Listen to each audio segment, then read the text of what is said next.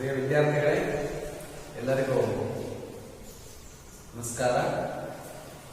ನನ್ನ ಹೆಸರು ಬಾಲಾಜಿ ಅಂತ. ನಾನು ಸಮಾಜಶಾಸ್ತ್ರ ಉಪನ್ಯಾಸಕ. ಪ್ರಥಮ PUC ವಿದ್ಯಾರ್ಥಿಗಳಿಗೆ ಆಧಾರದ ಸ್ವಾಗತ, ಸುಸ್ವಾಗತ. ಈಗಾಗಲೇ ನೀವು ನಮ್ಮ ಕಾಲೇಜಿಗೆ ದಾಖಲಾತಿ ಮಾಡಿದ್ದೀರಿ, ದಾಖಲಾತಿ ಆಗಿದ್ದೀರಾ?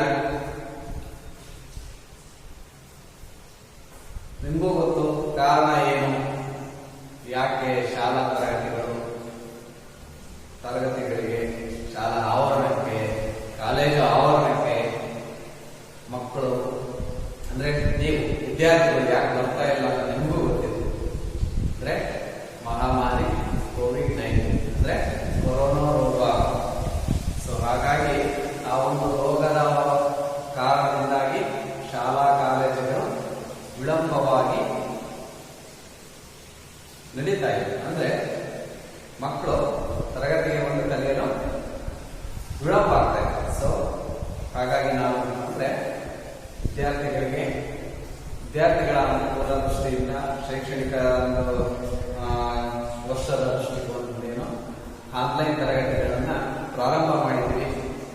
ಸೊ ಹಾಗಾಗಿ ಎಲ್ಲರೂ ಸಹ ತಪ್ಪದೆ ಈ ಪ್ರತಿಯೊಂದು ವಿಷಯವನ್ನು ಕುರಿತು ನೀವು ಆಲಿಸ್ತಾ ಹೋಗ್ಬೇಕು, ಕೇಳ್ತಾ ಹೋಗ್ಬೇಕು. ಯಾವ್ದಾದ್ರು ಒಂದು ಕೆಲವೊಂದು ಏನೋ ಡೌಟ್ಸ್, ಏನಾದರೂ ಸಂಶಯ, ವಿಷಯಕ್ಕೆ ಸಂಬಂಧಿಸಿದ ಏನಾದರೂ ಕ್ಲಾರಿಟಿ ಬೇಕು ಅಂದ್ರೆ ಆಯಾ ಉಪನ್ಯಾಸಕರ ಕುರಿತು ನೀವು ಚರ್ಚೆಯನ್ನ ಮುಂದುವರಿಸಬೇಕು. ಅಂದ್ರೆ ನೀವು ಈಗಾಗಲೇ ಎಲ್ಲರಿಗೂ HEPS ಆರ್ಟ್ಸ್ ಕಲಾ ವಿಭಾಗಕ್ಕೆ ದಾಖಲಾಗಿದ್ದೀರಿ. So HEPS history, economics, political science, sociology, ಇದರ ಜೊತೆಗೆ ಪ್ಲಸ್ ಭಾಷಾ ವಿಷಯವಾಗಿ ಕನ್ನಡ ಮತ್ತು ಇಂಗ್ಲಿಷ್ ಅನ್ನು ಅಭ್ಯಾಸ ಮಾಡ್ತೀರಾ. ಜೊತೆಗೆ ಐಚ್ಛಿಕ ವಿಷಯವಾಗಿ history, English, political science, sociology ಇನ್ನ ಐಚ್ಛಿಕ ವಿಷಯವಾಗಿ ಅಭ್ಯಾಸ ಮಾಡಬೇಕು. ನೀವು ಈಗಾಗಲೇ ಅಂದ್ರೆ 8th, 9th 9ನೇ ಮತ್ತು 10ನೇ ತರಗತಿ, 8ನೇ ತರಗತಿಯಲ್ಲಿ ಏನ್ ಮಾಡ್ತಿದ್ವಿ ಅಂದ್ರೆ ಹಿಸ್ಟ್ರಿ ಅಂದ್ರೆ ಸೋಷಿಯಲ್ ಸೈನ್ಸ್, ಸಮಾಜ ವಿಜ್ಞಾನ ಎನ್ನುವಂತಹ ಒಂದು ಪುಸ್ತಕದಲ್ಲಿ ಹಿಸ್ಟ್ರಿ ಅಂದ್ರೆ ಇತಿಹಾಸ ಓದ್ತಾ ಇದ್ರಿ, ರಾಜ್ಯಶಾಸ್ತ್ರ ಓದ್ತಾ ಇದ್ರಿ, ಜೊತೆಗೆ ಸಮಾಜಶಾಸ್ತ್ರ ಓದ್ತಾ ಇದ್ರಿ, ಅರ್ಥಶಾಸ್ತ್ರ ಓದ್ತಾ ಇದ್ರಿ. ಇಲ್ಲಿ ಏನ್ ಮಾಡ್ತೀರಪ್ಪ ಅಂದ್ರೆ ನೀವು ಹಿಸ್ಟ್ರಿಯನ್ನೇ ಒಂದು ವಿಷಯವಾಗಿ ಓದ್ತಾ ಹೋಗ್ತೀರಾ. ಜೊತೆಗೆ ಎಕನಾಮಿಕ್ಸ್, ಅರ್ಥಶಾಸ್ತ್ರವನ್ನೇ ಒಂದು ವಿಷಯವಾಗಿ ಓದ್ತಾ ಹೋಗ್ತೀರಾ. ಜೊತೆಗೆ ಪೊಲಿಟಿಕಲ್ ಸೈನ್ಸ್ ಅನ್ನ ಒಂದು ವಿಷಯವಾಗಿ ಅಭ್ಯಾಸ ಮಾಡ್ತಾ ಹೋಗ್ತೀರಾ. ಜೊತೆಗೆ ಸೋಷಿಯಾಲಜಿಯನ್ನ ಒಂದು ಪ್ರತ್ಯೇಕವಾಗಿ ಅಧ್ಯಯನ ವಿಷಯವಾಗಿ ಓದ್ತಾ ಹೋಗ್ತೀರಾ. ಅವಾಗ ಪ್ರಥಮ PUC ನಂತರ ಹಿಂದಿನ ತರಗತಿಗಳಲ್ಲಿ ಏನ್ ಮಾಡ್ತಾ ಇದ್ವಿ, 8th, 9th, 10th ಅಲ್ಲಿ ಸಮಾಜ ವಿಜ್ಞಾನ ಇವೆಲ್ಲ ಒಟ್ಟಾಗಿ ಸೋಷಿಯಲ್ ಸೈನ್ಸ್, ಸಮಾಜ ವಿಜ್ಞಾನವಾಗಿ ಮಾಡಿಕೊಂಡು ಒಂದು ನಾವು ಓದ್ತಾ ಇದ್ವಿ. ಇಲ್ಲಿ ಇಡಿಯಾಗಿ, ಇಲ್ಲಿ 8th, 9th, 10th ಅಲ್ಲಿ ನೀವು ಇಡಿಯಾಗಿ ಓದ್ತಾ ಹೋಗ್ರಿ. ಇಲ್ಲಿ ಏನ್ ಮಾಡ್ತೀರಾ, ಬಿಡಿಯಾಗಿ ಒಂದೊಂದು ಐಚ್ಛಿಕ ವಿಷಯವನ್ನ ಓದ್ತಾ ಹೋಗ್ತೀರಾ. ಹಾಗಾಗಿ HEPS ಅಂದ್ರೆ ಕಲಾ ವಿಭಾಗಕ್ಕೆ ಬಂದಿದ್ದೀರಾ. ಎಲ್ರಿಗೂ ಒಳ್ಳೇದಾಗಲಿ. ಈ ಕಲೆ ಅನ್ನೋದು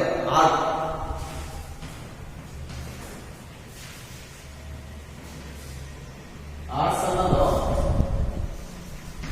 ಕಲೆ ಅಥವಾ ಕಲಾ ವಿಭಾಗ ಅನ್ನೋದು ಎಲ್ಲರನ್ನ ಏನ್ ಮಾಡುತ್ತೆ, ಕೈ ಬೀಸಿ ಕರೆಯುತ್ತೆ, ಸೆಳೆಯುತ್ತೆ. ಅಲ್ಲಿ ಕೆಲವರನ್ನ ಮಾತ್ರ ಏನ್ ಮಾಡುತ್ತೆ, ಆಯ್ಕೆ ಮಾಡ್ಕೊಳ್ಳುತ್ತೆ.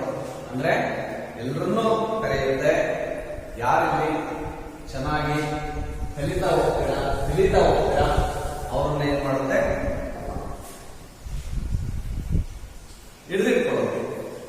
ಕಲೆ ಅನ್ನೋದು ಈ ಕಲಾ ವಿಭಾಗದವರು ಎಲ್ಲರನ್ನೂ ಕೈ ಬೀಸಿ ಕರೆಯುತ್ತೆ, ಕೆಲವರನ್ನ ಮಾತ್ರ ಹಿಡಿದಿಟ್ಕೊಳ್ಳುತ್ತೆ. ಸೊ ಹಾಗಾಗಿ ಸೆಕೆಂಡ್ ಎಲ್ರಿಗೂ ವಿಶ್ ಮಾಡ್ತಾ ನಾವಿವತ್ತು ಸಮಾಜಶಾಸ್ತ್ರ, ಸೊ ಸಮಾಜಶಾಸ್ತ್ರ ಅನ್ನ ನಾವು ಯಾಕೆ ಅಭ್ಯಾಸ ಮಾಡಬೇಕು, ಸಮಾಜಶಾಸ್ತ್ರ ಅಂದ್ರೆ ಏನು, ಅದರಿಂದ ನಮ್ಗೆ ಏನು ಅನುಕೂಲ ಆಗುತ್ತೆ, ನಾವು ಯಾವ ಯಾವ ವಿಷಯಗಳ ಬಗ್ಗೆ ಚರ್ಚೆ ಮಾಡ್ತಾ ಹೋಗ್ತೀವಿ, ತಿಳಿತಾ ಹೋಗ್ತೀವಿ, ಕೇಳ್ತಾ ಹೋಗ್ತೀವಿ, ಜೊತೆಗೆ ಸಮಾಜಶಾಸ್ತ್ರ ಏನೇನು ಅಭ್ಯಾಸ ಮಾಡುತ್ತೆ, ಅದರ ಒಂದು ಸ್ವರೂಪ ಹೇಗಿರುತ್ತೆ, ಜೊತೆಗೆ ಅದರ ಲಕ್ಷಣಗಳು ಏನು, ಯಾವ ಯಾವ ಅಧ್ಯಯನ ಅಂದ್ರೆ ಯಾವ ಯಾವ ಅಧ್ಯಯನ ವಿಷಯಗಳನ್ನು ಒಳಗೊಂಡಿದೆ, ಜೊತೆಗೆ ಯಾವ ಏರಿಯಾವನ್ನ ಇದು ಹೆಚ್ಚಾಗಿ ಅಭ್ಯಾಸ ಮಾಡುತ್ತೆ, ಜೊತೆಗೆ ಅದರ ಒಂದು ತಿರುಳೇನು, ಸ್ವರೂಪ, ಜೊತೆಗೆ ಅದರ ಒಂದು ಪ್ರಕ್ರಿಯೆಗಳು ಹೇಗೆ ನಡೆಯುತ್ತೆ, ಈ ವಿಷಯದ ಒಂದು ಯಾರು ಈ ವಿಷಯವನ್ನು ಕುರಿತು ಸಮಾಜಕ್ಕೆ ಶಾಸ್ತ್ರವನ್ನು ಒಂದು ಶಾಸ್ತ್ರದ ರೂಪದಲ್ಲಿ ಕೊಡುಗೆ ನೀಡಿದ್ರು, ಯಾವ ಯಾವ ತಜ್ಞ ಸಮಾಜಶಾಸ್ತ್ರಜ್ಞರ ಕೊಡುಗೆಗಳೇನು, ಆ ಸಮಾಜದಿಂದ ಸಮಾಜಶಾಸ್ತ್ರ ವ್ಯಕ್ತಿಯ ಮೇಲೆ ಹೇಗೆ ಪ್ರಭಾವ ಬೀರುತ್ತೆ, ಇನ್ನು ಹಲವು ವಿಚಾರಗಳ ಬಗ್ಗೆ ನಾವು ಈ ಒಂದು ವಿಷಯದಲ್ಲಿ ಸಮಾಜಶಾಸ್ತ್ರ ವಿಷಯದಲ್ಲಿ ನಾವು ಶಾಸ್ತ್ರದಲ್ಲಿ ಅಭ್ಯಾಸ ಮಾಡ್ತಾ ಹೋಗ್ತೀವಿ. ನಿಮ್ಮ ಶೈಕ್ಷಣಿಕ ಒಂದು ದೃಷ್ಟಿಕೋನದಿಂದ ಈ ಒಂದು ವರ್ಷದಲ್ಲಿ ನೀವು ಸಮಾಜಶಾಸ್ತ್ರದಲ್ಲಿ ಈ ಒಂದು ಸಮಾಜಶಾಸ್ತ್ರ ಎಂಬ ಶಾಸ್ತ್ರದಲ್ಲಿ ಒಂದು ವಿಷಯದಲ್ಲಿ ಏನಪ್ಪಾ ಅಂದ್ರೆ ಕೆಲವೊಂದು ಅಧ್ಯಯನಗಳನ್ನು ಅಭ್ಯಾಸ ಮಾಡ್ತಾ ಹೋಗ್ತೀರಾ. ಆ ಅಭ್ಯಾಸ ಯಾವ ಯಾವ ಈ ಅಭ್ಯಾಸವನ್ನು ಒಳಗೊಂಡಿದೆ ನೋಡೋದಾದ್ರೆ ಸಮಾಜಶಾಸ್ತ್ರ ಎನ್ನುವಂತಹ ಒಂದು ಪರಿಚಯ, ಸಮಾಜಶಾಸ್ತ್ರದ ಪರಿಚಯ ಎನ್ನುವಂತಹ ಒಂದು ಪಠ್ಯ ಪುಸ್ತಕದಲ್ಲಿ ಕೆಲವೊಂದು ಅಧ್ಯಯನಗಳನ್ನು ಒಳಗೊಂಡಿದೆ. ಆ ಅಧ್ಯಯನಗಳು ಯಾವ್ಯಾವಪ್ಪ ಅಂದ್ರೆ ಫಸ್ಟ್ ಒನ್ ಸಮಾಜಶಾಸ್ತ್ರದ ಸ್ವರೂಪ, ಸಮಾಜಶಾಸ್ತ್ರದ ಸ್ವರೂಪ ಇದು ಮೊದಲನೇ ಅಧ್ಯಾಯ. ಈ ಮೊದಲನೇ ಅಧ್ಯಾಯದಲ್ಲಿ ನಾವು ಸಮಾಜಶಾಸ್ತ್ರ ಸ್ವರೂಪದಲ್ಲಿ ಸಮಾಜಶಾಸ್ತ್ರದ ಒಂದು ಪೀಠಿಕೆ ನೋಡ್ತೀವಿ, ಅರ್ಥಗಳನ್ನು ನೋಡ್ತೀವಿ, ಜೊತೆಗೆ ಸಮಾಜಶಾಸ್ತ್ರವನ್ನು ಕುರಿತು ಹಲವಾರು ತಜ್ಞರು ಸಮಾಜಶಾಸ್ತ್ರಜ್ಞರು ನೀಡಿದಂತಹ ಒಂದು ವ್ಯಾಖ್ಯಾನಗಳ ಬಗ್ಗೆ ನೋಡ್ತಾ ಹೋಗ್ತೀವಿ. ಜೊತೆಗೆ ಸಮಾಜಶಾಸ್ತ್ರ ಅದು ಉಗಮ ಮತ್ತೆ ಬೆಳವಣಿಗೆ ಯಾವ ಒಂದು ಕಾಲಘಟ್ಟದಲ್ಲಿ ಆಯಿತು ಅನ್ನೋದನ್ನು ನೋಡ್ತಾ ಹೋಗ್ತೀವಿ. ಜೊತೆಗೆ ಸಮಾಜಶಾಸ್ತ್ರದ ಅಧ್ಯಯನದ ವಿಷಯಗಳು ಯಾವ್ಯಾವು ಅನ್ನೋದ್ರ ಬಗ್ಗೆ ಈ ಒಂದು ಮೊದಲನೇ ಅಧ್ಯಾಯದಲ್ಲಿ ನೋಡ್ತಾ ಹೋಗ್ತೀವಿ. ಜೊತೆಗೆ ಸಮಾಜಶಾಸ್ತ್ರದ ಅಧ್ಯಯನದಿಂದ ವಿದ್ಯಾರ್ಥಿಗಳಿಗೆ ಮತ್ತೆ ಸಮಾಜಕ್ಕೆ ಆಗುವಂತಹ ಮಹತ್ವ ಏನು ಅನ್ನೋದ್ರ ಬಗ್ಗೆ ಮೊದಲನೇ ಅಧ್ಯಾಯದಲ್ಲಿ ನಾವು ತಿಳಿತಾ ಹೋಗ್ತೀವಿ, ಅಭ್ಯಾಸ ಮಾಡ್ತಾ ಹೋಗ್ತೀವಿ. ಜೊತೆಗೆ ಸಮಾಜಶಾಸ್ತ್ರದ ಬೆಳವಣಿಗೆ ಅನ್ನೋದು ಭಾರತದಲ್ಲಿ ಹೇಗೆ ಆಯಿತು, ಜೊತೆಗೆ ಪಾಶ್ಚಾತ್ಯ ದೇಶಗಳಲ್ಲಿ ಯಾವ ರೀತಿ ಆಯಿತು, ಜೊತೆಗೆ ಈ ಸಮಾಜಶಾಸ್ತ್ರಕ್ಕೆ ಕೆಲವೊಂದು ಸಮಾಜಶಾಸ್ತ್ರಜ್ಞರು ಕೊಡುಗೆಗಳನ್ನು ನೀಡಿದ್ದಾರೆ. ಯಾವ ಯಾವ ಸಮಾಜಶಾಸ್ತ್ರಜ್ಞರು ಯಾವ ವಿಷಯವನ್ನು ಕುರಿತು ಸಮಾಜಕ್ಕೆ ಏನು ಕೊಡುಗೆ ನೀಡಿದ್ದಾರೆ ಅನ್ನೋದ್ರ ಬಗ್ಗೆ ನಾವು ಈ ಒಂದು ಮೊದಲನೇ ಅಧ್ಯಾಯದಲ್ಲಿ ಅಭ್ಯಾಸ ಮಾಡ್ತಾ ಹೋಗ್ತೀವಿ. ಅಂದ್ರೆ ಸಮಾಜಶಾಸ್ತ್ರದ ಸ್ವರೂಪ ಎನ್ನುವಂತಹ ಅಧ್ಯಯನದಲ್ಲಿ ಇಷ್ಟು ಹೇಳಿದ್ದರ ಆ ಒಂದು ವಿಷಯಗಳನ್ನು ಕುರಿತು ನಾವು ಅಭ್ಯಾಸ ಮಾಡ್ತಾ ಹೋಗ್ತೀವಿ. ನೆಕ್ಸ್ಟ್ ಒನ್ ಎರಡನೇ ಅಧ್ಯಾಯ ಯಾವ್ದಪ್ಪ ಅಂದ್ರೆ ಮೂಲಭೂತ ಪರಿಕಲ್ಪನೆಗಳು. ಮೂಲಭೂತ ಪರಿಕಲ್ಪನೆಗಳು. ಎಸ್, ಮೊದಲನೇ ಅಧ್ಯಾಯ ತಿಳ್ಕೊಂಡ್ರಿ ಅಂತ ತಿಳ್ಕೊಂತೀನಿ. ಅಂದ್ರೆ ಫಸ್ಟ್ನೇ ಅಧ್ಯಾಯ ಯಾವ್ದು ಸಮಾಜಶಾಸ್ತ್ರದ ಸ್ವರೂಪ, ಎರಡನೇ ಅಧ್ಯಾಯ ಯಾವ್ದು ಅಂದ್ರೆ ಮೂಲಭೂತ ಪರಿಕಲ್ಪನೆಗಳು. ಅಂದ್ರೆ ಈ ಒಂದು ಅಧ್ಯಯನದಲ್ಲಿ ಎರಡನೇ ಅಧ್ಯಾಯ ಮೂಲಭೂತ ಪರಿಕಲ್ಪನೆಗಳು ಎನ್ನುವಂತಹ ಅಧ್ಯಯನದಲ್ಲಿ ನಾವೇನ್ ನೋಡ್ತೀವಪ್ಪ ಅಂದ್ರೆ ಅರ್ಥ ನೋಡ್ತೀವಿ. ಈ ಮೂಲಭೂತ ಪರಿಕಲ್ಪನೆಯ ಅರ್ಥ, ಜೊತೆಗೆ ಸಮಾಜದ ಅರ್ಥ, ಜೊತೆಗೆ ಸಮಾಜದ ವ್ಯಾಖ್ಯೆಗಳು ಯಾವ್ಯಾವು, ಜೊತೆಗೆ ಲಕ್ಷಣಗಳು ಏನು, ಜೊತೆಗೆ ಸಮಾಜದ ವಿಧಗಳು, ಟೈಪ್ಸ್ ಆಫ್ ಸೊಸೈಟಿ ಅಂದ್ರೆ ವಿಧಗಳು ಯಾವ್ಯಾವು ಅಂತ ನೋಡ್ತೀವಿ. ನೆಕ್ಸ್ಟ್ ಒನ್ ಸಮುದಾಯ. ಈ ಪರಿಕಲ್ಪನೆಗಳಲ್ಲಿ ಫಸ್ಟ್ ಸಮಾಜ ನೋಡ್ತೀವಿ, ಸೊಸೈಟಿ. ಸೆಕೆಂಡ್ ಒನ್ ಸಮುದಾಯ ನೋಡ್ತೀವಿ, ಕಮ್ಯುನಿಟಿ ನೋಡ್ತೀವಿ. ಆ ಕಮ್ಯುನಿಟಿ ಅರ್ಥ ಏನು, ವ್ಯಾಖ್ಯಾನಗಳು ಏನು, ಜೊತೆಗೆ ಸಮುದಾಯದ ಮೂಲಾಂಶಗಳು ಯಾವ್ಯಾವು, ಸಮುದಾಯದ ವಿಧಗಳು ಯಾವ್ಯಾವು ಅನ್ನೋದ್ರ ಬಗ್ಗೆ ಅಭ್ಯಾಸ ಮಾಡ್ತಾ ಹೋಗ್ತೀವಿ. ಜೊತೆಗೆ ಇದೇ ಒಂದು ಮೂಲಭೂತ ಪರಿಕಲ್ಪನೆಗಳೆಲ್ಲ ಎರಡನೇ ಅಧ್ಯಾಯದಲ್ಲಿ ನೆಕ್ಸ್ಟ್ ಸಂಸ್ಥೆಯನ್ನ ನೋಡ್ತಾ ಅಭ್ಯಾಸ ಮಾಡ್ತಾ ಹೋಗ್ತೀವಿ, ಸಂಘದ ಕುರಿತು ಅಭ್ಯಾಸ ಮಾಡ್ತಾ ಹೋಗ್ತೀವಿ. ಜೊತೆಗೆ ಸಾಮಾಜಿಕ ಸಮೂಹಗಳ ಬಗ್ಗೆ ಅಧ್ಯಯನ ಮಾಡ್ತಾ ಹೋಗ್ತೀವಿ. ಸಾಮಾಜಿಕ ಸಮೂಹದ ಅರ್ಥ ನೋಡ್ತೀವಿ, ವ್ಯಾಖ್ಯಾನಗಳನ್ನು ನೋಡ್ತೀವಿ, ಜೊತೆಗೆ ಲಕ್ಷಣಗಳನ್ನು ನೋಡ್ತೀವಿ, ವರ್ಗೀಕರಣವನ್ನು ನೋಡ್ತೀವಿ, ಜೊತೆಗೆ ಸಮಾಜದ ಎರಡನೇ ಒಂದು ಅಧ್ಯಯನಕ್ಕೆ ಸಂಬಂಧಿಸಿದ ವಿಷಯಗಳನ್ನು ನಾವು ಎರಡನೇ ಅಧ್ಯಾಯದಲ್ಲಿ ಅಭ್ಯಾಸ ಮಾಡ್ತಾ ಹೋಗ್ತೀವಿ. ಅದೇ ರೀತಿ ಮೂರನೇ ಅಧ್ಯಾಯ ಯಾವಪ್ಪ ಅಂತಂದ್ರೆ ಸಾಮಾಜಿಕ ಪ್ರಕ್ರಿಯೆಗಳು. ಸಾಮಾಜಿಕ ಪ್ರಕ್ರಿಯೆಗಳು ಸಮಾಜಶಾಸ್ತ್ರ ಈ ಒಂದು ಶಾಸ್ತ್ರದಲ್ಲಿ ನಾವು ಮೂರನೇ ಅಧ್ಯಾಯ ಯಾವುದು ಸಾಮಾಜಿಕ ಪ್ರಕ್ರಿಯೆಗಳು. ಸಾಮಾಜಿಕ ಪ್ರಕ್ರಿಯೆಗಳಲ್ಲಿ ಈ ಒಂದು ಅಧ್ಯಯನದಲ್ಲಿ ಯಾವ್ಯಾವ ವಿಷಯಗಳನ್ನು ಅಧ್ಯಯನ ಮಾಡ್ತೀವಿ ಅಂದ್ರೆ ಸಾಮಾಜಿಕ ಪ್ರಕ್ರಿಯೆ ಅರ್ಥವನ್ನ ನೋಡ್ತೀವಿ, ಜೊತೆಗೆ ವಿಧಗಳನ್ನ ನೋಡ್ತೀವಿ, ಜೊತೆಗೆ ವ್ಯಾಖ್ಯಾನಗಳನ್ನ ಅಭ್ಯಾಸ ಮಾಡ್ತಾ ಹೋಗ್ತೀವಿ. ನೆಕ್ಸ್ಟ್ ಸಹಕಾರ ಅನ್ನೋ ಒಂದು ವಿಚಾರವನ್ನು ಕುರಿತು ಅಭ್ಯಾಸ ಮಾಡ್ತಾ ಹೋಗ್ತೀವಿ, ಜೊತೆಗೆ ಅದರ ಅರ್ಥ ನೋಡ್ತಾ ಹೋಗ್ತೀವಿ, ಮತ್ತೆ ಲಕ್ಷಣಗಳ ಬಗ್ಗೆ ವಿಧಗಳ ಬಗ್ಗೆ ತಿಳಿತಾ ಹೋಗ್ತೀವಿ. ನೆಕ್ಸ್ಟ್ ಸ್ಪರ್ಧೆ. ಈ ಸಮಾಜದ ಪ್ರಕ್ರಿಯೆಗಳು ಯಾವಪ್ಪ ಅಂತಂದ್ರೆ ಸಹಕಾರ, ಸ್ಪರ್ಧೆ, ಸಂಘ, ಹೊಂದಾಣಿಕೆ, ಜೊತೆಗೆ ಸ್ವಾಂಗೀಕರಣ. ಈ ಒಂದು ವಿಚಾರಗಳ ಕುರಿತು ನಾವು ಅಭ್ಯಾಸ ಮಾಡ್ತಾ ಹೋಗ್ತೀವಿ, ಜೊತೆಗೆ ತಿಳಿತಾ ಹೋಗ್ತೀವಿ, ಕಲಿತಾ ಹೋಗ್ತೀವಿ. ನೆಕ್ಸ್ಟ್ ಫೋರ್ತ್ ಅಂದ್ರೆ ನಾಲ್ಕನೇ ಅಧ್ಯಾಯ ಯಾವಪ್ಪ ಅಂದ್ರೆ ಸಾಂಸ್ಕೃತಿಕ ಮತ್ತೆ ಸಾಮಾಜಿಕರಣ.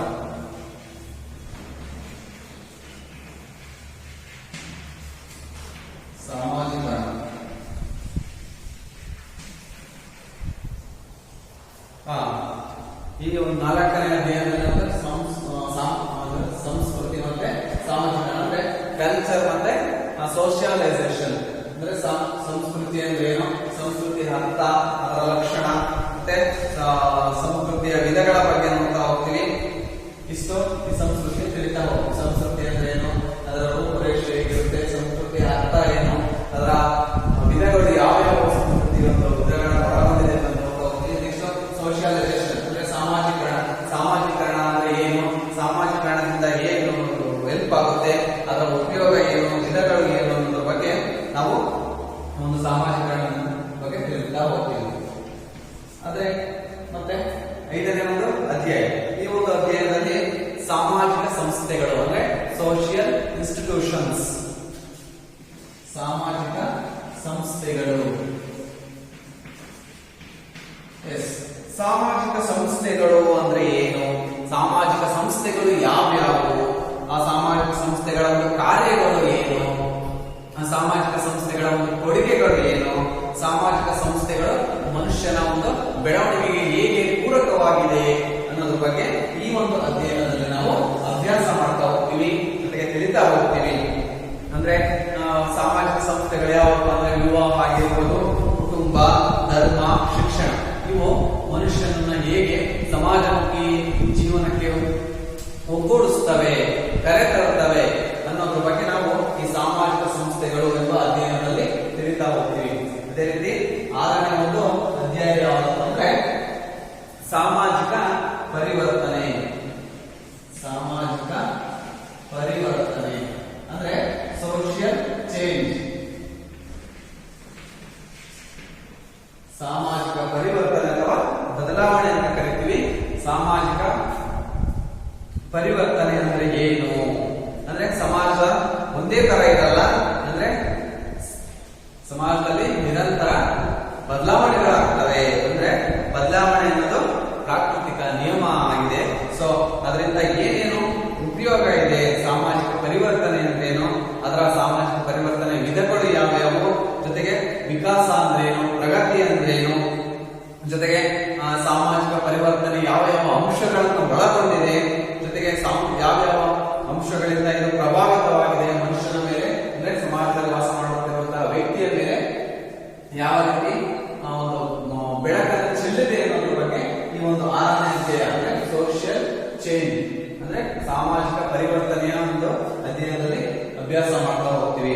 ಅದೇ ರೀತಿ ಒಂದು ಏಳನೇ ಒಂದು ಅಧ್ಯಾಯ ಯಾವುದು ಅಂದ್ರೆ ಸಾಮಾಜಿಕ ಸಂಶೋಧನೆ, ಸೋಷಿಯಲ್ ರಿಸರ್ಚ್. ಸಾಮಾಜಿಕ ಸಂಶೋಧನೆ ಅಂದ್ರೆ ರಿಸರ್ಚ್, ಹುಡುಕು, ಸರ್ಚ್ ಪುನಃ ಹುಡುಕು ಅಂತ ಅಂದ್ರೆ ರಿಸರ್ಚ್. ಸಾಮಾಜಿಕ ಸಂಶೋಧನೆ ಅಂದ್ರೆ ಏನು, ಸಾಮಾಜಿಕ ಸಂಶೋಧನೆಯ ವ್ಯಾಖ್ಯಾನಗಳು ಏನು, ಅದರ ಉಪಯೋಗ ಏನು, ಅಂದ್ರೆ ಹುಡುಕ್ತಾನೆ, ಯಾವ ಯಾವ ಅಂಶಗಳ ಮೇಲೆ ಅವನಿಗೆ ಆಸಕ್ತಿ ಇದೆ, ಯಾವ ವಿಷಯಗಳನ್ನು ಕುರಿತು ಅವನು ಸಂಶೋಧನೆಗೆ ಒಳಪಡಿಸ್ತಾನೆ, ಯಾವ ಮನುಷ್ಯ ಯಾವ ಯಾವ ಒಂದು ವಿಚಾರಗಳ ಬಗ್ಗೆ ತಾರ್ಕಿಕವಾಗಿ, ಬೌದ್ಧಿಕವಾಗಿ ಮತ್ತೆ ವೈಚಾರಿಕವಾಗಿ ಕುರಿತು ಅಧ್ಯಯನವನ್ನು ನಡೆಸ್ತಾನೆ, ಆಳವಾಗಿ ಅಧ್ಯಯನ ನಡೆಸ್ತಾನೆ ಅನ್ನೋದ್ರ ಬಗ್ಗೆ ಈ ಒಂದು ಅಧ್ಯಯನದಲ್ಲಿ ನಾವು ತಿಳಿತಾ ಹೋಗೋಣ. ಅದೇ ರೀತಿ ಲಾಸ್ಟ್ ಒಂದು ಅಧ್ಯಾಯ ಯಾವ್ದಪ್ಪ ಅಂದ್ರೆ ಪರಿಸರ ಮತ್ತೆ ಸಮಾಜ. 8ನೇ ಅಧ್ಯಾಯ ಪರಿಸರ ಮತ್ತೆ ಸಮಾಜ, ಎನ್ವಿರಾನ್ಮೆಂಟ್ ಅಂಡ್ ಸೊಸೈಟಿ. ಪರಿಸರ ಅಂದ್ರೆ ಸಮಾಜ ಮತ್ತೆ ಪರಿಸರ ಹೇಗೆ ಒಂದಕ್ಕೊಂದು ಪೂರಕವಾಗಿದ್ದಾವೆ ಅನ್ನೋದ್ರ ಬಗ್ಗೆ ನಾವು ಈ ಒಂದು ಅಧ್ಯಯನದಲ್ಲಿ ತಿಳಿತಾ ಹೋಗ್ತೀವಿ. ಅಂದ್ರೆ ಇಲ್ಲಿ ಪರಿಸರ ಮಾಲಿನ್ಯ ಜೊತೆಗೆ ಜಲ ಮಾಲಿನ್ಯ ಆಗಿರ್ಬೋದು, ವಾಯು, ಶಬ್ದ, ಭೂ ಮಾಲಿನ್ಯ, ಈ ಮಾಲಿನ್ಯದ ವಿಧಗಳು ಏನು, ಇದರಿಂದ ಸಮಾಜದ ಮೇಲೆ ಯಾವ ರೀತಿ ಪರಿಣಾಮ ಆಗುತ್ತೆ, ಅದರಿಂದ ಆಗುವಂತಹ ತೊಂದರೆಗಳು ಜೊತೆ ಕೆಡುಕುಗಳ ಬಗ್ಗೆ ಈ ಒಂದು ಪರಿಸರ ಮತ್ತೆ ಸಮಾಜ ಎಂಬ ಅಧ್ಯಯನದಲ್ಲಿ ನಾವು ಅಭ್ಯಾಸ ಮಾಡ್ತಾ ಹೋಗ್ತೀವಿ. ಇಷ್ಟು ನಾವು ಈ ಒಂದು ಸಮಾಜಶಾಸ್ತ್ರದಲ್ಲಿ ಈ ಪಠ್ಯ ಪರಿಚಯ ಅಂದ್ರೆ 8 ಅಧ್ಯಯನಗಳನ್ನ ಈ ಸಮಾಜಶಾಸ್ತ್ರದಲ್ಲಿ ನಾವು ಪ್ರಥಮ PUCಯಲ್ಲಿ ಅಧ್ಯಯನ ಮಾಡ್ತಾ ಹೋಗ್ತೀವಿ. ಇಷ್ಟು ನಿಮಗೆ ಈ ವರ್ಷದ ಒಂದು ಅಧ್ಯಾಯಗಳು, ಇಷ್ಟು ನಾವು ಅಭ್ಯಾಸ ಮಾಡ್ತಾ ಹೋಗ್ತೀವಿ. ಇಷ್ಟು ಸಾಕು. ಮುಂದಿನ ತರಗತಿಯಲ್ಲಿ ನಾವು ಪ್ರಥಮ ಅಧ್ಯಾಯ ಅಂದ್ರೆ ಮೊದಲನೇ ಸಮಾಜ ಸ್ವರೂಪ ಅದರ ಬಗ್ಗೆ ತಿಳಿತಾ ಹೋಗೋಣ. Thank you.